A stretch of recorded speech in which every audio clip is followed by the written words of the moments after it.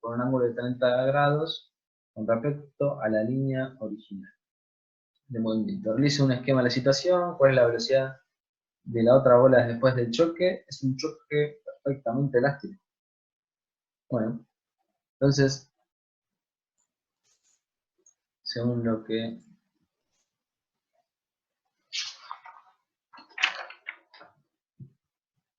tenemos entonces es un plano donde va una bola y en un momento se encuentra con otra bola, que está en el centro de coordenadas, lo podemos poner, y entonces chocan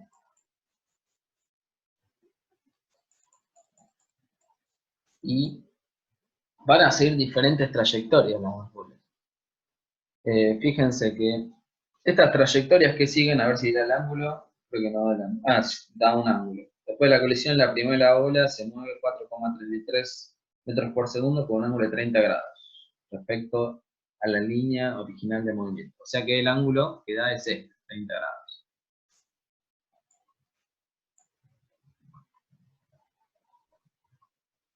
Esta es la primera bola. Sí. Entonces, esa se va a mover con esa velocidad y la otra se mueve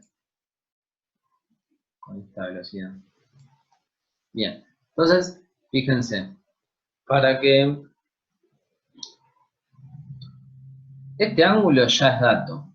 Sin embargo, nosotros pusimos que esta bola sale para abajo deliberadamente porque si no, no se conservaría la cantidad de movimiento. Eso lo vamos a analizar ahora, pero fíjense, si acá como la sumatoria de fuerzas externas es igual a 0, antes de eso nosotros tenemos que tener en claro que la sumatoria de fuerzas externas es igual a la derivada de la cantidad de movimiento respecto al tiempo, y para este caso particular es 0, ¿no? Porque acá, antes y después del choque, durante el choque, las fuerzas externas que tenemos son peso y normal. La sumatoria es 0, ¿no? Porque está en un plano. Siempre que tomemos como sistema bajo estudio, M1 y M2, ¿no?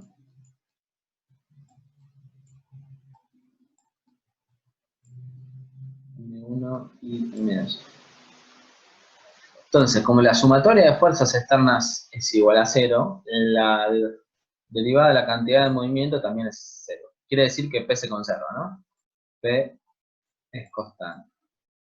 Ok, entonces, si P es constante, quiere decir que la cantidad de movimiento tiene que ser igual antes y después del choque.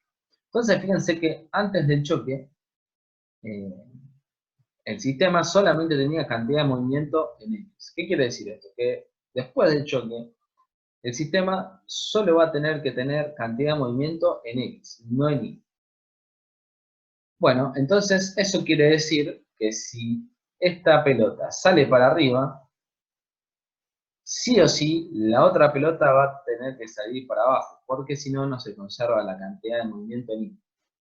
Porque si sale para arriba la otra pelota también, o sea, desde el eje X para arriba, entonces la cantidad de movimiento en Y va a quedar masa por velocidad por el seno de un ángulo, más masa por velocidad por el seno de otro ángulo, y eso no da cero ni a patadas. Entonces, por eso es que decimos que va para abajo esta pelota. No lo dice que va para abajo, pero nosotros ya lo podemos saber por la conservación de cantidad de movimiento. ¿Tiene ¿No? que ver con el centro de masa eso? Sí, y también tiene que ver con el centro de masa. ¿Se acuerdan que ustedes acá, si esto lo desarrollan un poquito, entonces esto es lo mismo que poner acá centro de masa, ¿no? La sumatoria de fuerzas externas es igual a la derivada de la cantidad de movimiento respecto al centro de masa. Es otra forma equivalente de escribir el teorema. Bien, entonces vamos a trabajar esto un poquito. Creo que ya habíamos hecho una consulta anterior. Entonces esto, si lo trabajan un poco, fíjense, cantidad de movimiento del centro de masa, lo mismo que ustedes, masa total por velocidad del centro de masa, ¿no?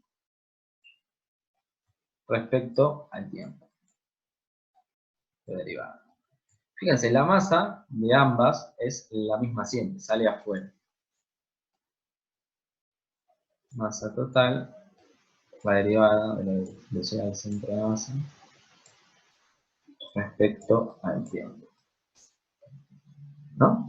Y, bueno, y acá esto es igual a 0. Bien, entonces, quiere decir que si la derivada del centro de masa es 0, quiere decir que la velocidad del centro de masa es constante. Fíjense, el centro de masa se está moviendo en X, ¿no? En este caso. Vamos a ver cómo eran las masas. La masa 1 y la masa 2, las dos masas son equivalentes. O sea que el centro de masa, si sacan una foto, va a estar justo en la mitad de ambas partículas, ¿no? Por ejemplo, acá, si acá hay una distancia de 10 metros, esto es inventado, ¿no? Que estamos inventando. Si hay una distancia de 10 metros, bueno, entonces acá el centro de masa va a estar justo en la mitad, ¿no? Para una foto que estamos sacando. Esto es 5 metros. O sea que este es el centro de masa. Y ese centro de masa se está moviendo a una determinada velocidad que se puede calcular, ¿no? Pero no nos la pide, pero se puede calcular. Y se está moviendo en X, ¿no? Porque esto es una foto después, y bueno, va a estar por acá. Y como la cantidad de movimiento se conserva, entonces la velocidad del centro de masa también. Entonces, siempre se va a mover en esta dirección el centro de masa. Entonces, por eso sí o sí, una partícula se va a tener que mover para arriba y otra para abajo para que el centro de masa se mueva en esta dirección. Si quieren, cerramos esta sesión otra vuelta. Bueno, fíjense, como la cantidad de movimiento es una cantidad vectorial, que ponen P inicial es igual a P final, tenemos que plantear cantidad de movimiento en X y en Y. Bueno, entonces arrancamos en X. P inicial en X, a esto le podemos llamar M1, M1 y exponentes 8.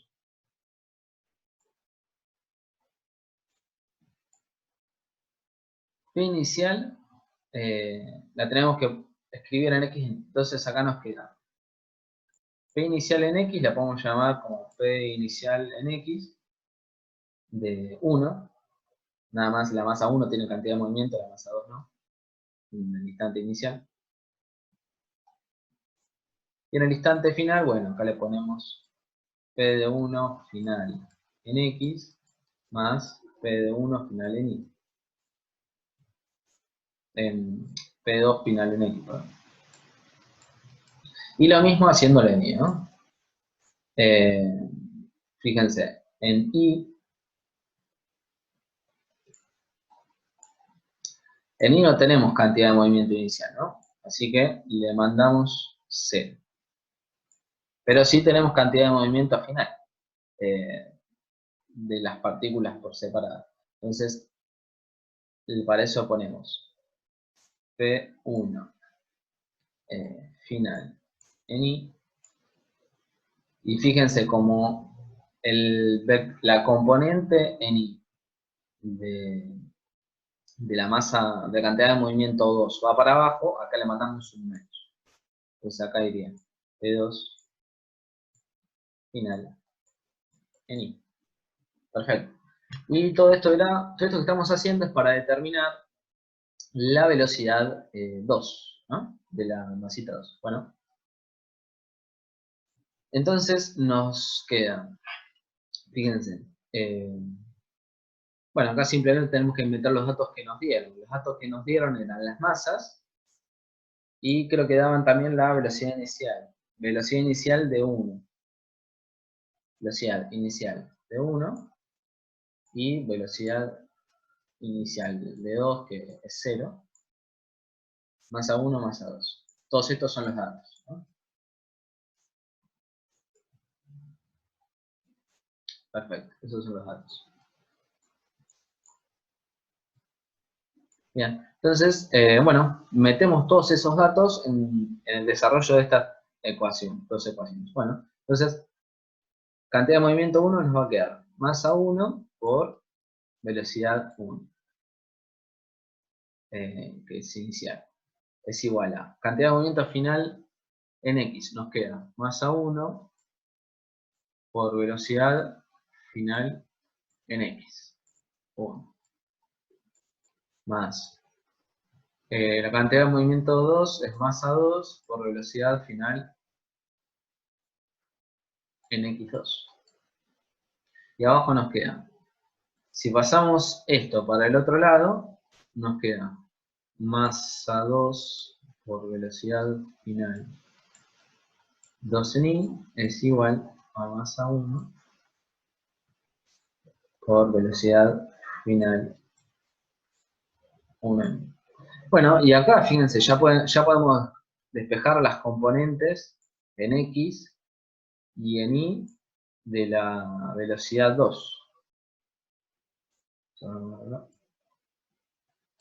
O sea, acá podemos ya despejar esta incógnita y esta incógnita. Entonces les va a quedar el vector, porque todo lo demás es dato. Entonces le queda velocidad final 2, el vector va a ser igual. Yo acá tengo, o acá no tengo los resultados de las componentes, tengo el módulo y el ángulo. Bueno, entonces les queda para calcular las componentes, que es simplemente despejar esa fórmula. Si hacen un Pitágoras con esas componentes, bueno, les va a quedar que el módulo de la velocidad final 2 es igual a 2,5 metros por segundo.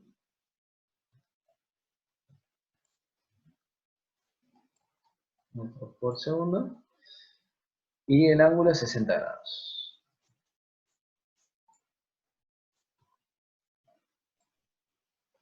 Bien. Perfecto. Bueno, eso es lo que les daría la velocidad final. ¿Qué más? Y después lo último que pregunta es si el choque es perfectamente elástico. Bueno, ¿qué les parece que habría que hacer ahí para determinar si es elástico? Perfectamente elástico. Algo con energía, pero no sé bien qué. Claro, perfecto. No, hay que calcular la energía antes y después del choque, ¿no? La energía mecánica. Si se conserva, es que es perfectamente elástico. O sea, perfectamente elástico, nosotros no nos gusta usar esa palabra porque creo que en el Asimov habla mucho de eso y hay explicaciones que están mal. eh, Así que por eso no solemos hablar de choque perfectamente elástico, elástico, claro. Eh, Simplemente lo que hacemos es calcular la energía antes y después decimos que se conservó o no se conservó. Pero bueno, en este problema apareció eso. Entonces, bueno, lo que habría que hacer es calcular la energía antes y después del choque, ¿no? Bueno, entonces, fíjense, antes y después del choque solamente tenemos energía cinética, porque si tomamos como nuestro cero de potencial el plano, entonces la energía potencial se va a mantener constante, ¿no? Porque siempre están a la misma altura las pelotas antes y después del choque. Elástica no hay, entonces lo que hay es cinética. Bien, entonces calculamos la energía cinética inicial de las masas. La inicial es debido a la masa 1 nada más, porque la masa 2 está quieta. Entonces, vale, entonces, la inicial es, bueno, 1 de la masa 1 por la velocidad 1 al cuadrado, la inicial. Y eso se hace en el cálculo, les queda 2,5 joules.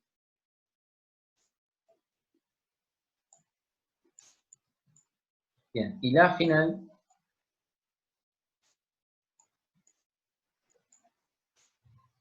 bueno, es 1/2 de la masa 2 por la velocidad 2 final al cuadrado más 1/2